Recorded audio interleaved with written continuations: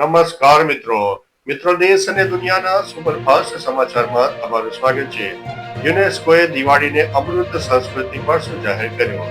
યુનેસ્કોએ ભારતના મુખ્ય તહેવાર દિવાળીને તેના અમૃત સાંસ્કૃતિક વારસાની યાદીમાં સામેલ કર્યો છે. આ નિર્ણય યુનેસ્કોની આંતરરાષ્ટ્રીય સમિતિની બેઠકમાં લેવામાં આવ્યો છે. આ નિર્ણયથી ભારતની સાંસ્કૃતિક ઓળખને નવી વૈશ્વિક માન્યતા મળી છે. દિવાળી પહેલા યુનેસ્કોની યાદીમાં અનેક ભારતીય સાંસ્કૃતિક પરંપરાઓનો સમાવેશ કરવામાં આવ્યો છે. આમાં કુંભ મેળો, ગરબા, દુર્ગા પૂજા અને યોગનો પણ સમાવેશ થાય છે. અન્ય મહત્વના સમાચારની વાત કરીએ તો ભારત અને વિશ્વભરના લોકો ખૂબ જ ઉત્સાહિત છે તેવું પીએમ મોદીએ જણાવ્યું છે. દિવાળીનો સમાવેશ યુનેસ્કોની અમૂર્ત સાંસ્કૃતિક વારસાની યાદીમાં સામેલ થતા પીએમ મોદીએ ખુશી વ્યક્ત કરી છે. તેમણે કહ્યું છે કે આપણા માટે દિવાળી આપણી સંસ્કૃતિ અને નૈતિકતા સાથે ખૂબ જ ગાઢ રીતે જોડાયેલી છે. યુનેસ્કોની અમૃત વારસાની યાદીમાં દીપાવલીનો ઉમેરો આ તહેવારની વૈશ્વિક લોકપ્રિયતામાં વધુ ફાળો આપશે. પ્રભુ શ્રી રામના આદર્શો આપણને અનંત કાળ સુધી માર્ગદર્શન આપતા રહે એવી પ્રાર્થના.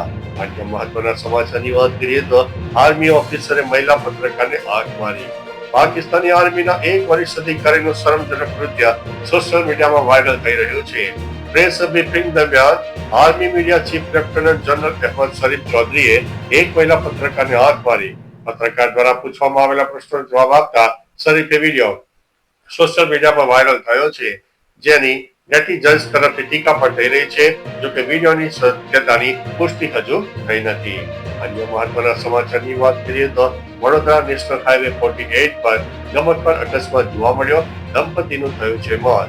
વડોદરા નજીક નેશનલ હાઈવે 48 પરની કપુરાઈ ચોકડી પાસે એક ગમતવાર અકસ્માતમાં બાઇક સવાર 7 દંપતીનું કરુણ મોત થયું છે. શહેરની સુંદરમ હાઇટ સોસાયટીમાં રહેતા સમીર શાહ અને તેમના પત્ની બીના શાહ કરિયાણાની દુકાને જઈ રહ્યા હતા ત્યારે તેઓ ટ્રેક્ટરની ટ્રોલી નીચે આવી ગયા. આ અકસ્માત એટલો ભયાનક હતો કે ઘટના સ્થળે તેમનું મૃત્યુ થયું છે. અન્ય મહત્વના સમાચારની વાત કરીએ તો ભારત પર 50% ટેરિફ કેમ? રઘુરામ રાજને આપ્યું છે ખરું કારણ. પૂર્વ આરબીઆઈ ગવર્નર રઘુરામ રાજનના મતે ભારતીય નિકાસ પર અમેરિકાએ 50% ટેરિફ લગાવવા પાછળનું કારણ રશિયા પાસેથી ક્રૂડ ખરીદવું નહોતું. તેમણે કહ્યું છે કે મુખ્ય કારણ મે મહિનામાં ભારત પાકિસ્તાન વચ્ચેના સૈન્ય તણાવ પર ડોનાલ્ડ ટ્રમ્પની નારાજગી હતી. ટ્રમ્પે સંઘર્ષ વિરામનો શ્રેય લીધો છે પણ ભારતે તેને શ્રેય ન આપ્યો, તેથી તે નારાજ છે. પાકિસ્તાનને ફક્ત 19% ટેરિફ લાગ્યો છે કારણ કે તેમણે સારી ગેમ રમી છે.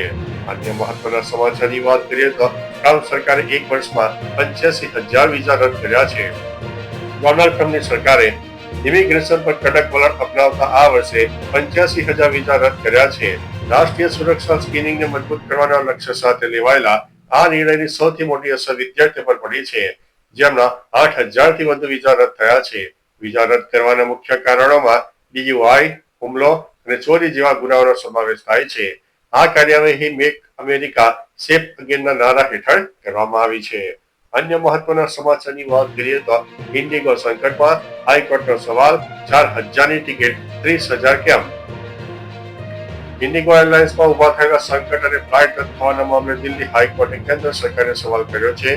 કોર્ટે પૂછ્યું કે ટિકિટના ભાવ 4,000 થી લઈને 5,000 થી વધીને 30,000 સુધી કેવી રીતે પહોંચી ગયા અને અન્ય એરલાઇન્સને તેનો ફાયદો કેવી રીતે ઉઠાવ્યો. કોર્ટે કહ્યું છે કે આ માત્ર મુસાફરોનો નહીં પણ આર્થિક નુકસાનનો મામલો છે. સરકારે ભવિષ્યમાં આવી સ્થિતિ ન સર્જાય તે હવે જોવું પડશે. અન્ય મહત્વના સમાચારની વાત કરીએ તો ચાંદીનો તોફાની ઉછાળો, નવો રેકોર્ડ સામે આવ્યો છે. ડિસેમ્બરમાં સોના ચાંદીના ભાવમાં ફરી તોફાની તેજી જોવા મળી છે.